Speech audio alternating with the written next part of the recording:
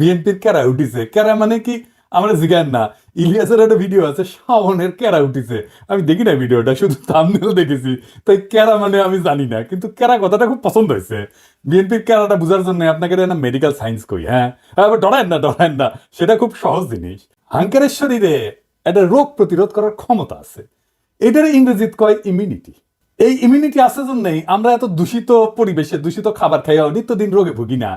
শরীরে ছোট ছোট যোদ্ধা কোষ আছে, শরীরে জীবাণু বা ভাইরাস ঢুকলে তারা জয় বাংলা করে দেয়। শুধু জীবাণু বা ভাইরাস না, আরেকজনের কিডনি, চোখের কর্নিয়া, আরেকজনের কলজিয়া আমার শরীরে যদি ট্রান্সপ্লান্ট করে ঢুকে দেয় না, করে তো তাই না, কিডনি নষ্ট হলে বইলে লাগে দেয় না আরেকজনের কিডনি, উঙ্কা তো সেটাও কলে খাইয়া দেয়। ওই যে একজনের কিডনি নষ্ট হলে আরেকজনের কিডনি নিয়ে লেগে দেয় না আরেকজনের শরীরে, এটা কয় ট্রান্সপ্লান্ট আর কি। তো ওই ট্রান্সপ্লান্ট করলে না ওই যোদ্ধা কোষ খাইয়া দেয় কলে, বুঝছাও, ওই যে যেটা ট্রান্সপ্লান্ট করছে, যেটা ঢুকাইছে, সেই জন্য ট্রান্সপ্লান্ট করার পরে মেলা ওষুধ খেতে হয় ওই যোদ্ধা কোষগুলোকে থেমে রাখার জন্য, চেপে রাখার জন্য। তো ওই যোদ্ধা কোষের কেরা হইলে নিজের শরীরের উপরে নিজেই ঝেপে পড়ে, তার মানে শরীরের এই চামড়া মনে হয় তার নিজের চামড়া না, এটা অন্যের চামড়া, ব্যাস তাহলে শেষ, শরীরে সোরেসিস হবে। এটা ডাক্তারি ভাষায় কয় অটো ইমিউন ডিজিজ। আমি যদি ডাক্তারি বই লিখলামই নি, তাহলে এই রোগ রে লিখলামই নি, নিজের নিজেই মারে। এত খারাপ কথা কেন করে লেখা যায়, তাই কেরা লোক লিখলামই নি, কেরা ইনকা কেরা হয়েছে বিএনপি, ওই নিজের দলের ইতিহাস ঐতিহ্য অবদান, এমনকি জিয়া খালেদার সিলসিলার বিরুদ্ধে দাঁড়াইছে। কেমনে দাঁড়াইছে আসেন দেখি। জিয়াউর রহমান বাংলাদেশের রাজনীতিতে কয়েকটা বেসিক মৌলিক কন্ট্রিবিউশন আছে, অবদান আছে। কি কি? এক নাম্বার, তিনি বাকশালী শাসন থেকে গণতান্ত্রিক ব্যবস্থা উত্তরণ ঘটাইছিলেন। এর ইন্টারেস্টিং ব্যাপার হইতেছে যে বাংলাদেশী পৃথিবীর ইতিহাসে প্রথম এবং একমাত্র দেশ যা মার্শাল ল অধ্যাদেশ দিয়ে গণতন্ত্র উত্তরণ ঘটেছিল। আমরা এই প্রসঙ্গে পরে আসবো, কারণ বিএনপির কর্মীদের জানা উচিত যে তাদের নেতারা দলের আদর্শ নীতি উদ্দেশ্যের সাথে কি বিপুল প্রতারণা কইরা দলটারে ধ্বংস করিচ্ছে। দুই নাম্বার, জিয়াই বাংলাদেশের নাগরিকদের প্রথম পলিটিক্যাল আইডেন্টিটি দিচ্ছেন। পলিটিক্যাল আইডেন্টিটি খুব গুরুত্বপূর্ণ একটা জাতির জন্য, এটা দেশের জন্য, রাজনৈতিক জনগোষ্ঠী হিসেবে গড়ে ওঠার জন্য। আমার জনগণ কোথায় ভারতীয় জনগণের চাইতে আলাদা, আমরা কিভাবে পশ্চিমবঙ্গের বাংলাভাষী বাঙালির চাইতে আলাদা, এইটা ৭২ সংবিধানে ছিল না। এটা জিয়ার খুবই মৌলিক কন্ট্রিবিউশন। ৭২ সংবিধানে আমরা বাঙালি জাতি, বাংলাদেশের সকল নাগরিকের জাতিসত্তা বাঙালি। আমরা কি সবাই বাঙালি? ইন্ডিয়া মুক্তিযুদ্ধের সময় পোস্টার করে দিয়েছিল যে বাংলার হিন্দু, বাংলার বৌদ্ধ, বাংলার খ্রিস্টান, বাংলার মুসলমান, আমরা সবাই বাঙালি না। আমরা সবাই বাঙালি না। বাংলাদেশের স্বীকৃত ৫০টা নৃগোষ্ঠী আছে, চাকমা, মারমা, সাঁওতাল, গারো, ত্রিপুরা, বম, ম্রো, হাজং, খাসিয়া আছে না। আমাদের এই ছোট দেশে ৪৭টা ভাষা আছে, কি বিপুল বৈচিত্র্য আছে, সবাইকে আপনি বাদ দিয়ে দিবেন বাঙালি কয়া? এই যে ইনক্লুশন সবাই নিয়ে আসা, এটা কে করেছে? জিয়া করেছে, আমাদের বাংলাদেশি জাতি পরিচয় দান কইরা। তিন নাম্বার, বাংলাদেশকে পদানত রাখার ভারতীয় বয়ান মুজিববাদ, যা এই ৭২ সংবিধানের রাষ্ট্রীয় মূলনীতি। চারটা, গণতন্ত্র, সমাজতন্ত্র, ধর্মনিরপেক্ষতা, বাঙালি জাতীয়তাবাদকে জয় বাংলা করে দিছিল জিয়াউর রহমান। ধর্মনিরপেক্ষতাকে প্রতিস্থাপন করেছিল পরম করুণাময় আল্লাহর উপর পূর্ণ আস্থা এবং বিশ্বাস দিয়া। সংবিধানে বিসমিল্লাহির রহমানির রহিম যুক্ত করেছিল। আমি এক এক করে দেখাচ্ছি কি কি করেছিল। সংবিধানের প্রস্তাবনার প্রারম্ভে বিসমিল্লাহির রহমানির রহিম তো সংযোজন করেছিলেন। রাষ্ট্র পরিচালনার মূলনীতি হিসেবে ৮-১ ক অনুচ্ছেদে লিখেছিলেন, সর্বশক্তিমান আল্লাহর উপরে পূর্ণ আস্থা এবং বিশ্বাসী হইবে যাবতীয় কার্যাবলীর ভিত্তি। ৮ ক অনুচ্ছেদের আর এক রাষ্ট্রীয় মূলনীতি সমাজতন্ত্রের পরিবর্তে লিখেছিলেন, অর্থনৈতিক এবং সামাজিক ন্যায় বিচার অর্থে সমাজতন্ত্র।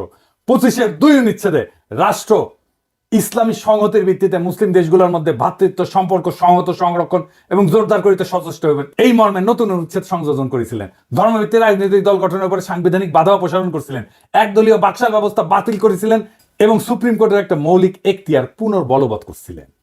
এই সুপ্রিম কোর্টের মৌলিক এখতিয়ার কি, যা জিয়া আবার বলবৎ করেছিলেন?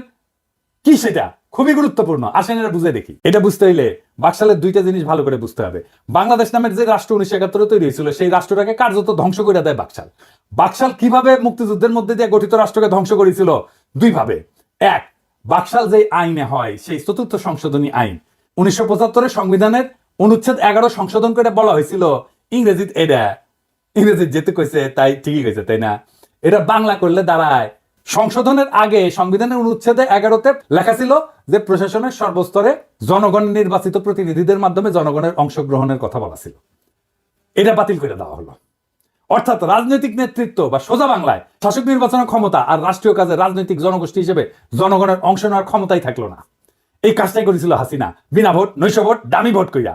এটাই ইন্ডিয়ান প্ল্যান, যে বাংলাদেশের ভূখণ্ড থাকবে, মানুষ থাকবে, কিন্তু নেতা নির্বাচনের ক্ষমতা থাকবে না, যেটা হাসিনা করেছিল। ২ নাম্বার, সংক্ষুব্ধ কোনো নাগরিকের আদালতে যাওয়ার একটা মৌলিক অধিকার ছিল ৪৪ অনুচ্ছেদে। বাকশাল সংশোধনীতে সে খোদ 44 অনুচ্ছেদকে বিলুপ্ত করে দেওয়া হয়। একই সাথে 102 অনুচ্ছেদে সুপ্রিম কোর্টকে দেওয়া অধিকার, অর্থাৎ সংক্ষুব্ধ কোনো নাগরিকের আবেদন শুনতে এবং প্রতিকার দিতে নির্বাহী বিভাগকে আদেশ দেওয়ার আদালতের ক্ষমতাকেও বাতিল করে দেওয়া হয়। মানে রিট আপনি করতেও পারবেন না, আদালত রিট শুনতেও পারবে না। রিট জিনিসটাই বাতিল করে দিছিল। সোজা কথায় 4th সংশোধনী আইন রাষ্ট্রের নাগরিকের সংক্ষুব্ধ হওয়ার মৌলিক অধিকার রদ করে দিছিল। এটা জিয়া পুনরায় বলবৎ করছিলেন। এইটা আদালতের একটা মৌলিক ক্ষমতা, রিট গ্রহণ করার ক্ষমতা, রিট শোনার ক্ষমতা। এই বৈপ্লবিক পরিবর্তনটা সংবিধানে ছিল কিভাবে? 5ম সংশোধনীর মাধ্যমে।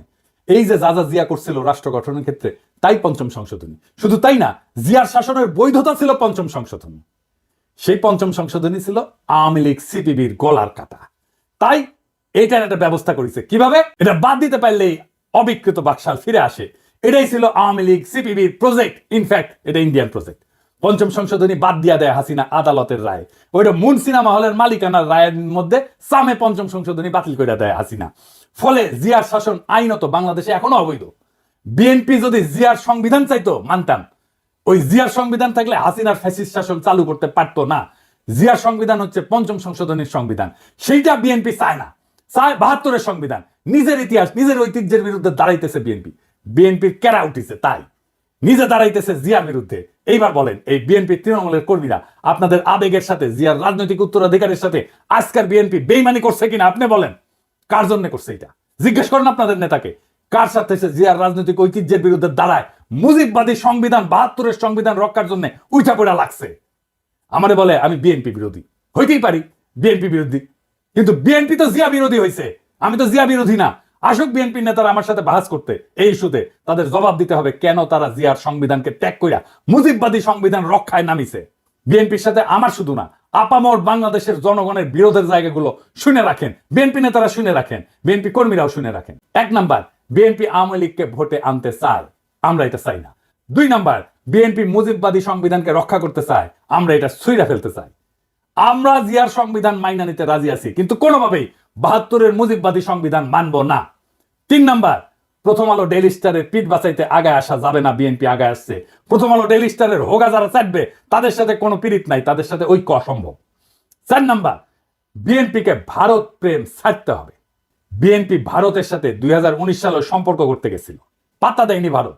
15 অক্টোবর 2019-এ বিবিসিতে প্রকাশিত এক রিপোর্টে এভাবেই লেখা হয়েছিল কথাটা, দলটির পক্ষ থেকে গত কয়েক বছর ভারতের সাথে একটা ভালো সম্পর্ক তৈরির চেষ্টা অনেক সময় দৃশ্যমান হয়েছে। বিএনপির সিনিয়র কয়েকজন নেতা গত বছর মানে 2018 সালে ভারত সফরেও গিয়েছিলেন। তাদের সম্পর্ক তৈরির চেষ্টায় ভারত সেভাবে সাড়া দেয়নি। এমনকি বিএনপির একজন অতি গুরুত্বপূর্ণ নেতা প্রকাশ্যেই বলছেন বিএনপির রাজনীতিতে ভুল ছিল, মানে ভারত প্রশ্নের রাজনীতিতে ভুল ছিল। বিএনপির রাজনীতি ভুল ছিল, খালেদা জিয়ার রাজনীতি ভুল ছিল, জিয়ার রাজনীতি ভুল ছিল। এই আস্পর্ধা কোথায় পাইছিল সেই নেতা? আমরা তখনই বিএনপিকে এলাই ভাববো, সহযোদ্ধা ভাববো, যখন এই 4টা প্রশ্নে বিএনপি স্পষ্ট স্ট্যান্ড নেবে। এখানে পলিটিক্যাল স্ট্যান্ড নেওয়াই রাজনীতি, টেম্পু স্ট্যান্ড দখল করা রাজনীতি না। মৌলানা ভাসানী আওয়ামী লীগেরই নেতা ছিল, আওয়ামী লীগ তারা ওন করতে পারে নাই, তাই মৌলানা ভাসানী আওয়ামী বিরোধীদের আদর্শিক নেতা হয়েছে। আপনাদের ভাগ্যেও সেই ঘটনা ঘটতেছে। আপনারাও জিয়ার রাজনীতি ওন করতে পারতেছেন না। আগামীর বাংলাদেশ জিয়ার দেখানো পথে হাঁটবে। জিয়ার 19 দফার প্রথম দফাই হচ্ছে সর্বতভাবে দেশের স্বাধীনতা, অখণ্ডতা এবং সার্বভৌমত্ব রক্ষা করা। সর্বতভাবে মানে সব রকম উপায়ে, রাজনৈতিক, সামরিক, কূটনীতিক সহ যা যা পদক্ষেপ নেওয়া যায় সবভাবে। এই কারণেই জিয়াউর রহমান বাংলাদেশে আধিপত্যবাদ এবং আগ্রাসন বিরোধী জনগণের নিরঙ্কুশ সমর্থন পাইছিলেন। তিনি আমাদের নেতা হয়ে থাকবেন। আমরা জিয়াকে রিপোজিশন করব পলিটিক্সে। বাংলাদেশের রাজনীতিতে আমরা জিয়ার চিন্তাকে পুনরাবিষ্কার করব, যা আপনারা পারেন নাই। রাজশাহীতে ছাত্র রাজনীতি করার টাইমে আমরা স্টার সিগারেট খেতাম, কম পয়সা, টাকা পয়সা ছিল না, তো তাই তো এক বিএনপি নেতা আমাদের স্টার সিগারেট খাওয়া দেখে তার ছিল কেটে কইছিল যে ওই বিএনপি করে গল্লিক খায়। গল্লিক মানে গল্লিফ আর কি, সিগারেট। আপনারা বিএনপি করেন আর নির্বাচনের গল্লিক খান। আমরা জিয়ার রাজনীতি নিয়ে আগায় যাব, দেখেন কার পিছে জনতা আসে। আমি শিওর আপনাদের দলের ত্যাগী এবং তৃণমূলের কর্মীরা দলে দলে আমাদের রাজনীতিকে ঊর্ধ্বে তুলে ধরবে। ওরা জিয়ার রাজনীতি কোনটা সেটা ঠিকই চিনতে পারবে। ওরা গল্লিক খাইতে আসে নাই, তারা জিয়ার রাজনীতি করতে আসছে। আপনাদের মুজিববাদী সংবিধান প্রেমী আর ভারত প্রেমী রাজনীতির ন্যারেটিভ বয়ান বদলাইতে না চাইলে আসেন খেলবো। বয়ান আর ন্যারেটিভ তৈরির মাঠে খেলা হবে। এই কাজটা আমরা ভালো পারি। আর লাইনে আসলে স্বাগতম। ভারতের আগ্রাসন মুক্ত, আওয়ামী বয়ান মুক্ত আগামীর বাংলাদেশ একসাথে গড়ব। চয়েস আপনার,